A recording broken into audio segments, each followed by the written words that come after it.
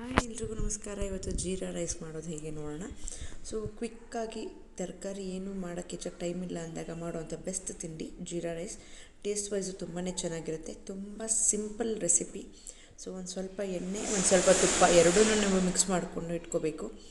So ಕಾದ ನಂತರ ಸ್ವಲ್ಪ ಜೀರಿಗೆ, ಮೆಣಸಿನಕಾಯಿ, ಕರಿಬೇವಿನ ಸೊಪ್ಪು ಇಷ್ಟೇ ಇದಕ್ಕೆ ಬೇಕಾಗಿರುವಂಥ ಒಂದು ಐಟಮು. ಸ್ವಲ್ಪ ರುಚಿಗೆ ತಪ್ಪಷ್ಟು ಉಪ್ಪು ಮತ್ತು ಬೇಯಿಸ್ಕೊಂಡಿರುವಂಥ ಅನ್ನ.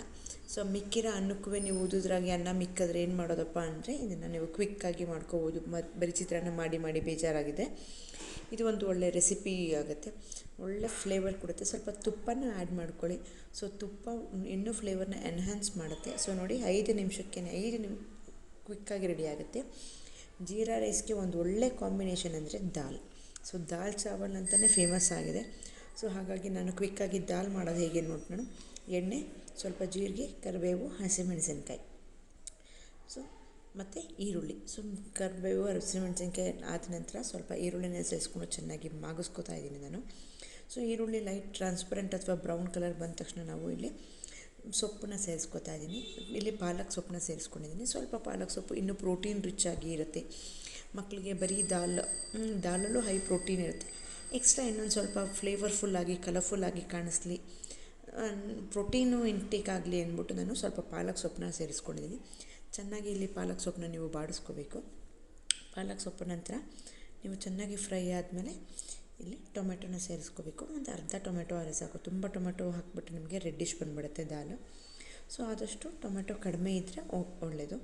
ಸೊ ಅರ್ಧ ಇಲ್ಲ ಸಣ್ಣ ಟೊಮೆಟೊ ಇದ್ದರೆ ಒಂದು ಟೊಮೆಟೊನ ನೀವು ಸೇರಿಸ್ಕೋಬೋದು. ಇಲ್ಲಿ ರುಚಿಗೆ ತಕ್ಕಷ್ಟು ಉಪ್ಪು.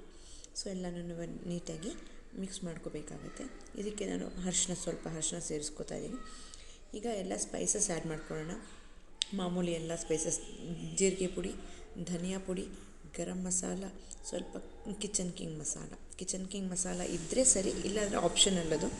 ಸೊ ಇಷ್ಟನ್ನೂ ಎಲ್ಲ ಸಮ ಪ್ರಮಾಣದಲ್ಲಿ ಜೀರಿಗೆ ಪುಡಿ, ಧನಿಯಾ ಪುಡಿ, ಗರಂ ಮಸಾಲ, ಸ್ವಲ್ಪ ಖಾರದ ಪುಡಿ ನಾನಿಲ್ಲಿ ಹಾಕ್ತಾಯಿಲ್ಲ, ಯಾಕಂದರೆ ಹಸಿಮೆಣಸಿನ್ಕಾಯಿ ಹಾಕ್ಕೊಂಡಿದ್ದೀನಿ. ಸೊ ಬೇಕು ಅಂದರೆ ಸ್ವಲ್ಪ ಖಾರದ ಪುಡಿನ ನೀವು ಸೇರಿಸ್ಕೋಬೋದು. ಇಲ್ಲಿ ಕೂಗಿಸ್ಕೊಂಡಿರುವಂಥ ಒಂದು ಬೇಳೆನ ಒಂದು 3 ವಿಷಲ್ ಇಟ್ಕೊಂಡು ಕೂಗಿಸ್ಕೊಂಡಿದ್ದೀನಿ. ನಾನಿಲ್ಲಿ ತೊಗರಿಬೇಳೆ, ಹೆಸರುಬೇಳೆ ಎರಡನ್ನೂ ಹಾಕಿದ್ದೀನಿ. 1 ಲೋಟ ತೊಗರಿಬೇಳೆ, ಅರ್ಧ ಲೋಟ ಹೆಸರುಬೇಳೆನ ನಾನು ಹಾಕ್ಕೊಂಡಿದ್ದೀನಿ. ಇಲ್ಲಿ ಬರೀ ತೊಗರಿಬೇಳೆನೂ ನೀವು ಮಾಡ್ಕೋಬೋದು, ತೊಂದರೆ ಇಲ್ಲ ಬರೀ ಹೆಸರುಬೇಳೆಲ್ಲೂ ಮಾಡ್ಬೋದು, ಚಾಯ್ಸ್ ನಿಮ್ಮದು. ಸೊ ನಾನಿಲ್ಲಿ ಎರಡನ್ನೂ ಮಿಕ್ಸ್ ಮಾಡಿ ಹಾಕ್ಕೊಂಡಿದ್ದೀನಿ. ಸೊ ಎಲ್ಲನೂ ಚೆನ್ನಾಗಿ ಈ ರೀತಿ ಕುದಿ ಬರಬೇಕು. ತುಂಬ ನೀರಾಗಿ ನೀವು ಮಾಡ್ಕೋಬಾರ್ದು, ದಾಲ್ ಒಂಥರ ರುಚಿ ಬರಲ್ಲ. ಸ್ವಲ್ಪ ಮೀಡಿಯಮ್ ಕನ್ಸಿಸ್ಟೆನ್ಸಿಲೇ ದಾಲ್ ಯಾವತ್ತೂ ಇರಬೇಕು. ಆಮೇಲೆ ಬೇಳೆ ತುಂಬ ಕದ್ರೋಗಂಗೆ ಬೇಳೆ ಯಾವತ್ತೂ ನೀವು ಬೇಯಿಸ್ಕೋಬಾರ್ದು. ಸೊ ಅರ್ಧಂಬರ್ಧ ಒಂದು 80% ಕುಕ್ ಆಗಿದ್ದರೆ ಸಾಕು, ಏಕೆಂದರೆ ಕುದಿಬೇಕಾದ್ರೆ ಇನ್ನೂ ಸ್ವಲ್ಪ ಬೇಳೆ ಬೆಂದ್ಬಿಡುತ್ತೆ ಇಲ್ಲಿ. So dal chawal is ready. So ನೀವು ಟ್ರೈ ಮಾಡಿ ಕಮೆಂಟ್ಸಲ್ಲಿ ಹೇಳಿ. Thank you.